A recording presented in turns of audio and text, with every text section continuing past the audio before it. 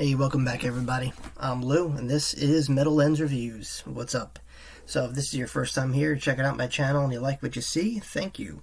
Please do me the favor of like, comment, subscribe. As I mentioned before, it really helps me grow the channel, spread it to the masses, and of course, motivates me to provide you guys with more content.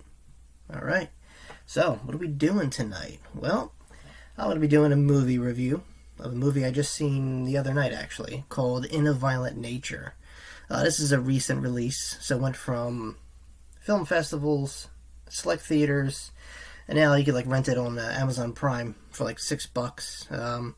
But if you wait a little bit longer, I think it's going to show up on Shudder.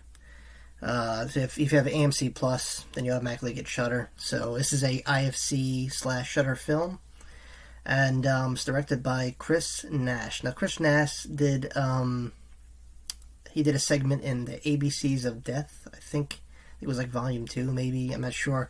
But anyway, this was different, I'll tell you what. So it's a genre film. It's art house, horror, and slasher. So all those kind of genres mixed together. And there's a lot of hype built up around it. You know, trailers are always, marketable, especially if they're done right and well. They just kind of draw you in, and that's exactly what this film did. Now, when the some people got early access or what have you, and the reviews were mixed, but I was like, I gotta, the final verdict, I can't just overlook it, so I had to check it out myself, and I did, and I'm glad I did, because there was another movie I watched prior to this. It was a folk horror film, and it just dragged out. It had atmosphere, all that stuff. And then this film is actually also full of atmosphere. Very atmospheric film. So I'm going to paint you a picture here to get you a better understanding In a Violent Nature. So like I said, it's a slasher film, but it's a very artsy film. It's well done.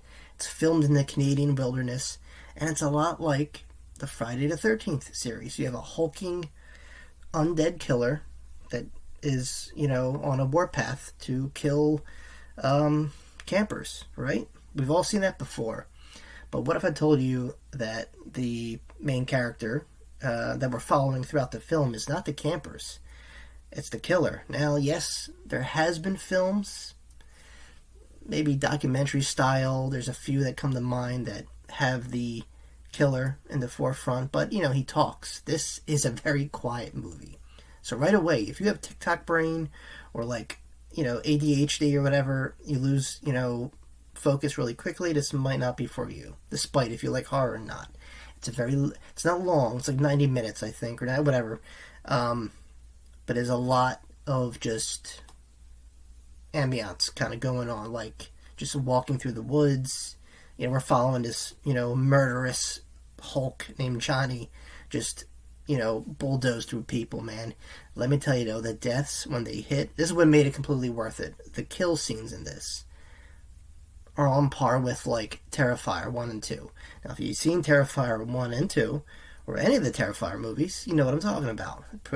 Pretty brutal kills.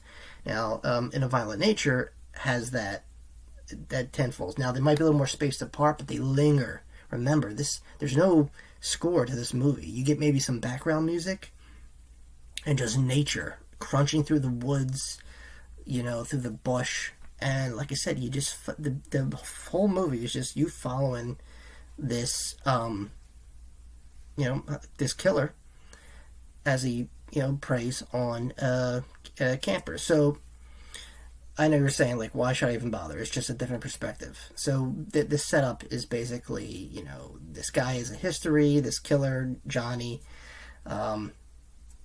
His resting place. I don't want to spoil too much of the movie in case you guys actually want to check it out. But his tomb, per se, or where he's buried at, there's an amulet there that I think belonged to his mother, or it's a family amulet, right? And it's over the gravesite. Now, these campers, being curious, one of them anyway, picks it up and sets motion the whole film.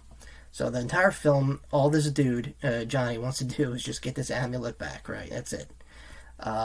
And these campers have no idea what's in store for them. And let me tell you, some of the most brutal death scenes in a horror movie. Yeah, definitely is worth it. If you have any patience, if you sat through films like Hereditary, which is a slow burn, but, you know, a lot of interesting dialogue. I think you could deal with this, you know. Like I said, there's payoffs, there's kills.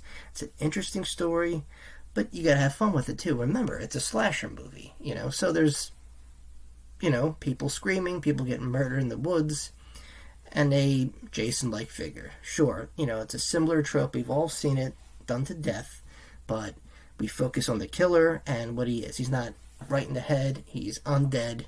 I just made a rhyme.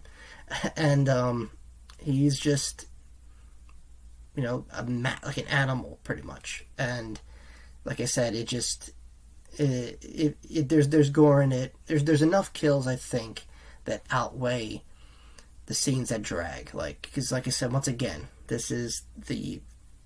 So imagine, like, if, you know, you're watching someone play a video game. That's, you know, I guess kind of like the idea here.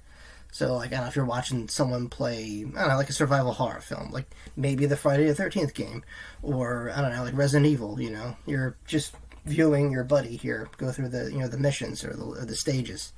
Or if you're playing like a first-person shooter or whatever, you know. But it's not done in first-person perspective. More like, I guess, like third-person, because we see the killer do his things, you know, not through his eyes, but we see his back, or like, you know, just it's great. I thought it was really well done, and like I said, if there was any way to bring some kind of originality or just a different perspective to a slasher movie, this is definitely it. Do I recommend it? Sure, but if you have a very short attention span, if you don't like to be bored, or if maybe the quietness might get to you, because like I said, there's no movie score here. It's just background music from the campers, like when they play the radio, and birds chirping, the wood, you know, the leaves crunching underneath when, you know, Johnny walks across like a pathway. You know, it's good. There's some dialogue. We are introduced to some of the campers here and there. They're not completely ambiguous or nothing. They're there, but they're always kind of in the background, or we'll get a few glimpses, a few story tropes here and there, but nothing crazy. This is focused on the killer and him preying on these campers, you know, and that's the whole gist of the movie, but it's good. I like the story. I love the setting.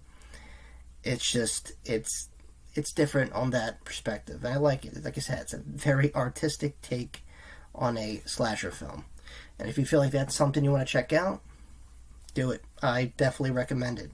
If you feel like, you know, spending $6 or whatever, check it out on Prime. I'm sure whatever streaming, you know, methods you guys use to watch movies, I'm sure it's on there. Whatever. Check it out. Let me know what you think. I personally think it's awesome. It's well done. It was different, you know. Yes, people that are not used to this perspective of a film might find it a little challenging to watch. Like I said, especially, you know, if you can't focus too much, or if maybe the scene drags on too much, you guys might not get it. But the one who do appreciate, you know, slow burns, or just films, just, you know, that flip on its head the entire concept, and now you have a different perspective of a movie, you guys might enjoy this. So just keep that in mind. It's an art house film mixed in with a slasher. So if that sounds appealing, go for it. I can't recommend it enough. I think it was well done, like everything. Yeah, it'd be interesting to see what else Chris Nash could pull out. I mean, you know, I want to see what, yeah, because I mean, if he has, you know, the capability of doing something like this, and he's not that well known. Like you say, he's done maybe a few shorts here and there, a segment in ABC's At Death. Then, yeah, I'm pretty interested to see what he's got going next. Well, there you have it, guys. That was In a Violent Nature. Like I said, it's available right now. If you wait, and if you have AMC Plus, I'm sure at some point, maybe mid-July, it might be available. Check it out then if you want. Well, there you have it, guys. That's my review. Thanks for sticking around. Especially if you made it this far, please like, comment, subscribe if you haven't already. And as always, my friends, I'll see you all very, very soon. Peace.